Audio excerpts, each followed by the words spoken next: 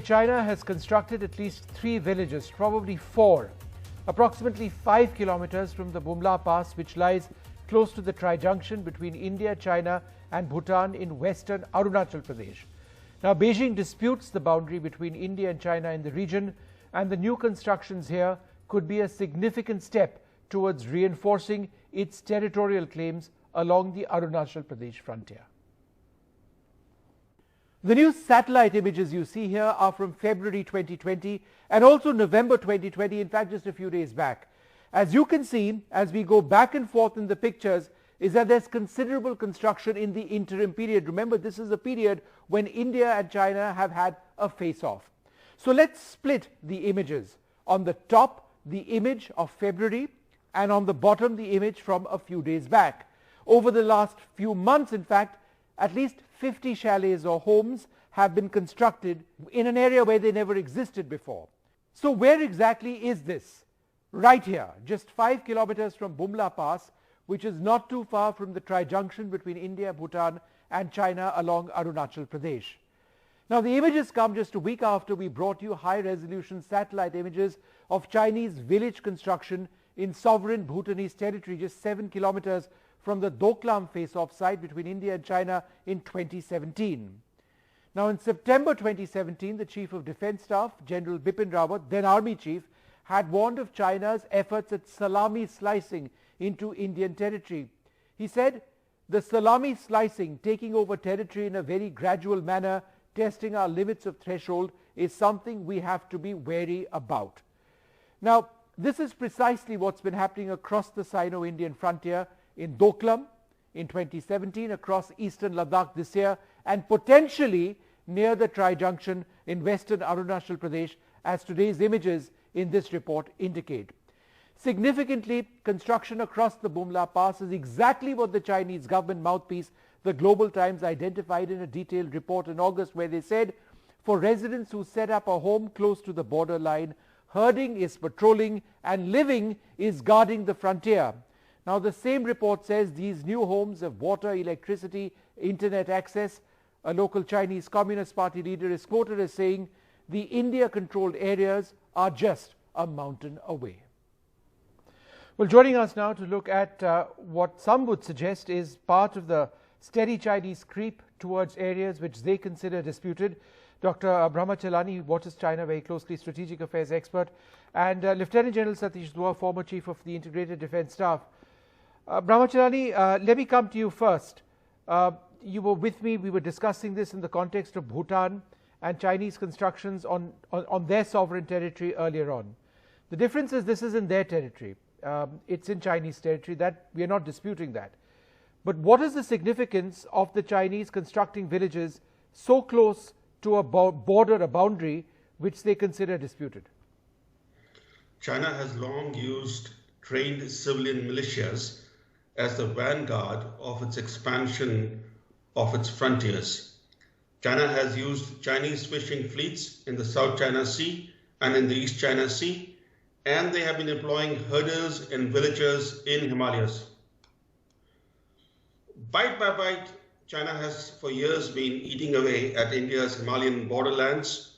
It has been actively intruding into vacant border spaces and occupying those areas. People of Ladakh and Arunachal Pradesh have long complained that Chinese troops have been steadily nibbling away at Indian territories, taking over high altitude pasture land and blocking traditional herding routes. In this context, setting up border villages is integral to the strategy of expansionism. This strategy uses civilians as the tip of the spear to unilaterally change facts on the ground. Okay. And those in border villages have been assigned the task of serving as the PLA's foot soldiers, the eyes and ears of the Chinese military. Okay, that's important. General Dua, I think Dr. Chalani makes a central point. You know, when we talk about India and China, we always invariably speak about the military balance between the two sides. Yeah. But in fact, if you look at what China has done, certainly in other places as well, Bhutan comes immediately to mind. It's herders, grazers, so-called villagers who make these small pushes forward into territory which is disputed They claim these to be ancient grazing grounds, for example, and then all of a sudden you've got a tiny incursion followed by a larger claim. So is it important to remember that when China makes these small claims, it's not necessarily, at least not in the beginning, through guns and bullets and soldiers who appear armed? That is right. There are, like Brahma just mentioned, when they start developing infrastructure or villages or send out herders close to the borders, it has several, I'm just talking from military point of view, it affords them several other advantages. Let me just take you to the LOC with Pakistan.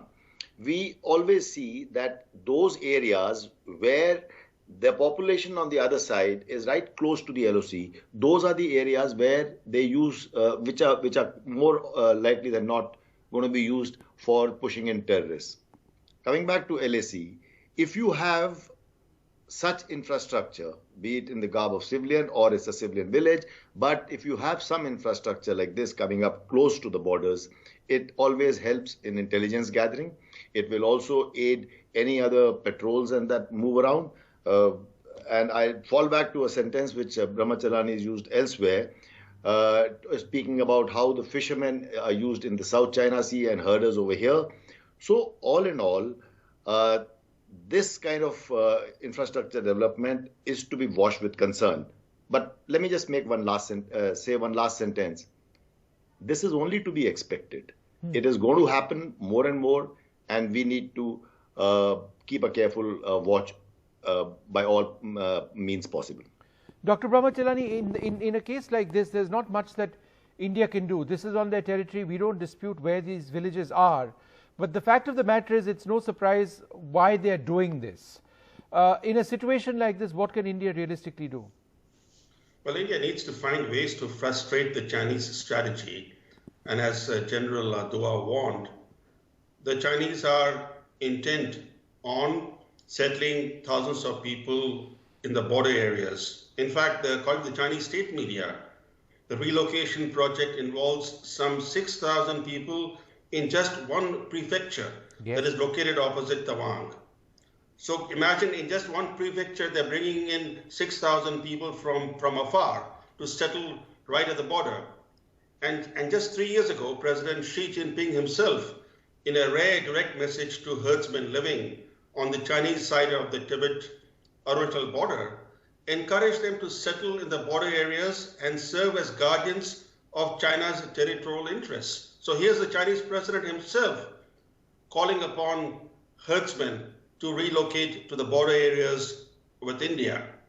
So given the fact that this strategy enjoys support and encouragement from the very top, India needs to beef up its frontier forces to become a more formidable barrier to the Chinese strategy. The under-resourced Indo-Tibetan Border Police under the command of the Home Ministry needs to be properly equipped. The ITBP units need advanced care. They should be placed under the command of the army. There should be greater synergy between the ITBP and the army. That will signal to China that the days of an open door are over. Yeah. General Dua, would you like to comment on that? Because I think he makes such an important point. There's only so much that the army can do.